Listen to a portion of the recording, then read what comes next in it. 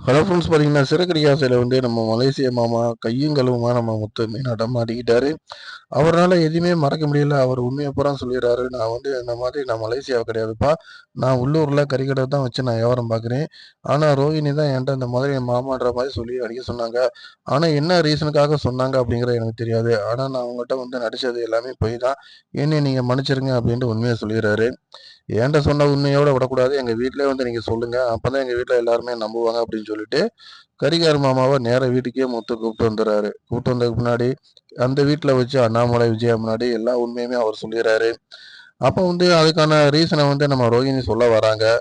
ஆனா விஜயா எதுவுமே ஏத்துக்கல. "நீ இது எல்லாமே பொய் பேசிக்கிட்டு இருக்க. உன்ட்ட எதுவுமே உண்மை கிடையாது.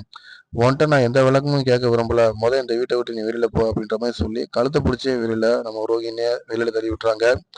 ரோகிணிக்கு உலகமே இருண்டு போன மாரி ஆயிப்போது. அடுத்து அவங்க என்ன செய்ய போறாங்க அப்படிங்கிறத நம்ம தொடர்ந்து பார்க்கலாம். லைக் பண்ணுங்க, ஷேர் பண்ணுங்க, சப்ஸ்கிரைப் பண்ணுங்க.